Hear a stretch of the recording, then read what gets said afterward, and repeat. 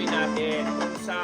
Nung nakaraan, si Andrea Brillantes ang ibinida natin na parang sinasabi natin na siya ngayon ang nag-gain o kumbaga nasa kanya ngayon ang momentum ng masasabi nating mga positibong naibunga ng iskandalo.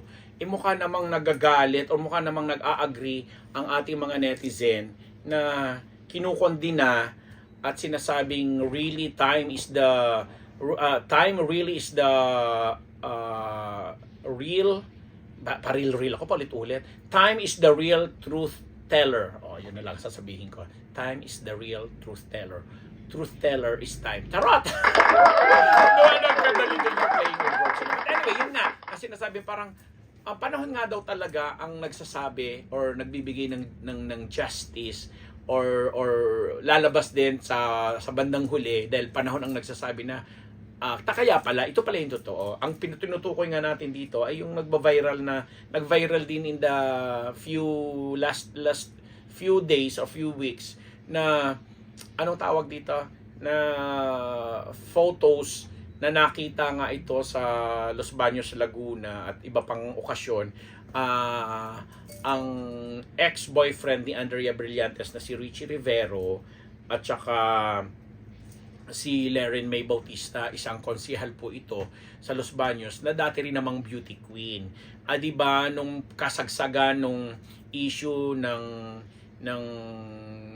issue kina Andrea at Richie, na-drug itong pangalan ni Councilor Leren May Bautista dahil sa alam natin dito yun yung pakikipagkaibigan nito ni Richie na may common friend sila na nagbigay ng pagkakataon para during the birthday ni Richie ay magawa niya yung kanyang advocacy na alam mo yon na magpakain, magbigay ayuda sa mga batang out of school youth o mga batang nangangailangan ng mga supplies or kung ano pa man. Basta may ganung programa na nagkataon naman na i-connect yata siya ng kaibigan niya dito sa advokasya din naman o mga programa naman ni Leren May bilang konsehala nga ito sa Los Baños, Laguna. But then again, recently, very recent, 2 weeks ago, na naglabasan nga itong mga picture nila na may sighting sila na nakita sila sa mall, tapos nakita silang nagja-jogging sa UPLB, sa University of the Philippines, Los Baños grounds, mga ganon.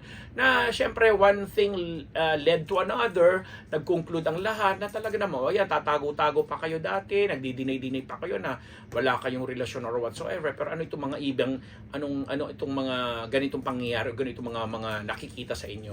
Pero again, ito yung sasabihin natin. Hindi naman conclusive na nakikita natin sila sa mga ganong situation or nakikita na silang magkasama. Hindi naman ibig sabihin may relasyon na sila. Maybe nagno-nurture sila ng kanilang friendship kasi nga sabi nga ni Nadine Lustre doon sa ating previous na vlog, sana nanonormalize talaga sa kultura ng mga tao na hindi naman masamang magkaroon ng kaibigang babae ang isang lalaki kahit may jowa na siya or may partner na siya.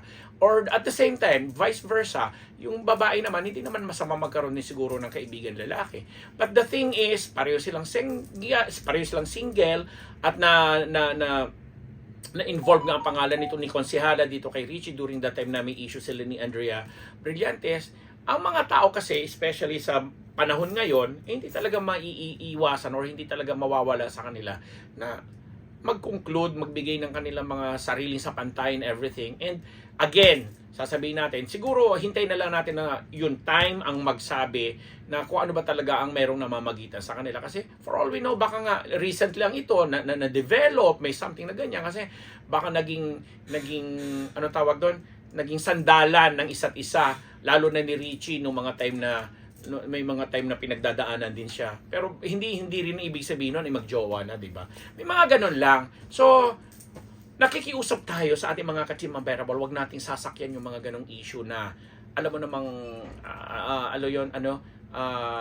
lalo pa public servant yung isa, tapos yung isa public figure din naman. But then again, advice din natin naman dito sa dalawa na to na kung meron talagang namamagitan sa inyong dalawa, ipaglaban nyo, ipakita nyo, at alam mo yon, huwag kayong nahihiya kasi unang-una kung wala naman kayong nasasagasaan at talagang may genuine kayong nararamdaman na kung ano man yung emosyon na yan, go for it. Wala namang issue dun, ano. Nagiging issue lang nga po yan kasi yun na nga, pag masyadong ginagawang showbiz yung showbiz na deny ng deny, tapos tinatangging ganito, ganyan, na pwede namang sabihin, lalo pat nasa public po kayo. Pero kung wala kayo siguro sa public, dededmahin na lang kayo ng mga tao. Yun lang po. Ako ang inyong lingkod, Papa Unbearable Ahmed Nabos, Tita Thelma Zuniga Rodriguez, Madam Sheikha Bal Revilla, Doktora Jessica D ng Ideal Vision, Doktora Sheila Ricasata, and Dr. Jerry Ricasata ng Faces and Curves, at lahat ng mga kapamilya ko sa Faces and Curves, Dr. Jess Solis, maraming salamat. Colonel Jundi Mayuga at lahat po ng mga kapwa ko Uragon, Luzon, Visayas, and Mindanao. Thank you very much po sa inyong lahat. Muli, ako, si Papa Unbearable Ahmed Nabos. Thank you!